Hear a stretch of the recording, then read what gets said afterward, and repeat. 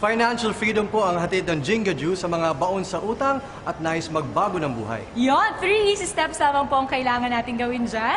Umattend ng business orientation seminar. Pangalawa, mag-invest. At pangatlong, magnegosyo sigurado. Swak na ang pag-asenso.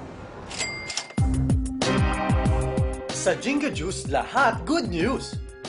Bukod kasi sa taglay nito ang dalawang superfoods na wheatgrass at guyabano na mabisang proteksyon laban sa anumang karamdaman tulad ng cancer, nagbibigay din ito ng magandang kabuhayan sa lahat.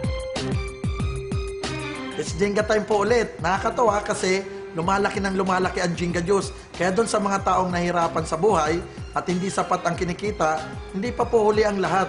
Dito po sa Jinga Juice, pwedeng magbago ang inyong buhay. Ang maganda po sa maliit na puhunan, malaki po ang kitaan. Hindi nyo na po kailangan maghintay pa ng 20 o 30 years para makuha ang inyong mga pangarap. Proven business opportunity ang Jinga Juice dahil 1 taon pa lang kami, napakarami ng mga taong yumaman. Isa si Roy Gonzalez sa mga nag-business ng Jinga Juice. Iniwan niya ang trabaho sa kooperatiba sa Batangas kapalit ang magandang buhay. Doon po dati sa kinikita ko nung ako yung empleyado ng kooperatiba, times 40 po ngayon na kinikita ko. So nakakatuwang isipin na unti-unti ko na pong nakukuha yung mga pangarap po dito.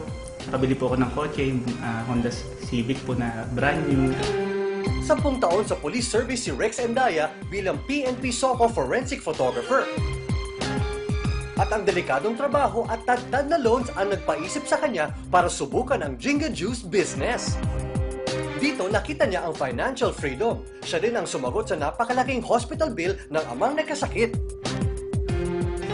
Nung nakita ko tong Jinga Juice, doon 360 degrees ang buhay ko agad na bago. Nag-decide na ako na iwan na yung police service. Ang sekreto lang din naman dito, sipag, tiyaga, tsaka diskarte lang din. Tapos yun nga, maniwala at saka magtiwala. Sabihin natin 1 buwan, 2 taon, 3 taon ko nang kikitain sa trabaho ko. Dito, nagkaroon ako ng ipon.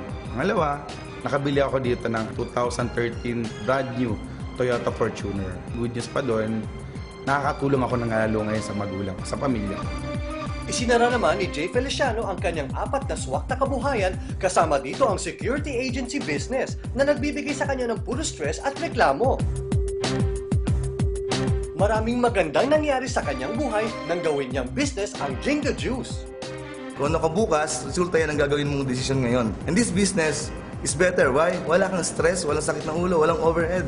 Maganda ko, gagamitin mo lang yung product. Maganda na sa kalusugan mo, pwede ka pang yumaman.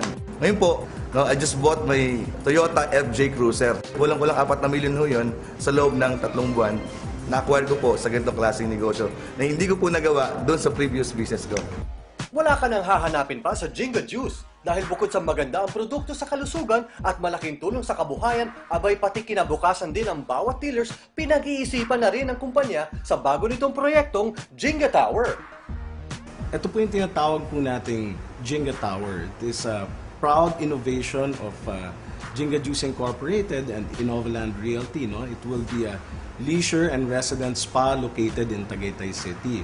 With this project para po sa kinabukasan at kabuhayan po ng ating mga exclusively for Jinga dealers.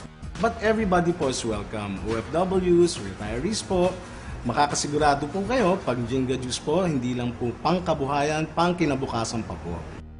Kahit sino, welcome sa Jinga. Ang pag-asenso nagsisimula hindi bukas, kundi ngayon na. Kaya kung kayo po ay leader ng isang kooperatiba, NGO, LGU, barangay, munisipyo, lalo sa mga OFW, estudyante, at leader ng anumang organization, naku, ito ng pagkakataon na makatulong kayo at kikita kayo. Dito sa Jinga Juice, isa ako sa mga alalay sa inyo para matupad ang mga pangarap nyo na magbago ang buhay. So iniimbitahan ko ho kayo lahat na makatino sa mga seminar dito sa amin. Monday to Saturday, meron na tayong orientation ng 2:30 ng hapon at 7:30 ho ng gabi. Pag Sunday naman po, alas 3 ho ng hapon. Dito po sa Tycoon Building, Ortigas Center, Pasig City.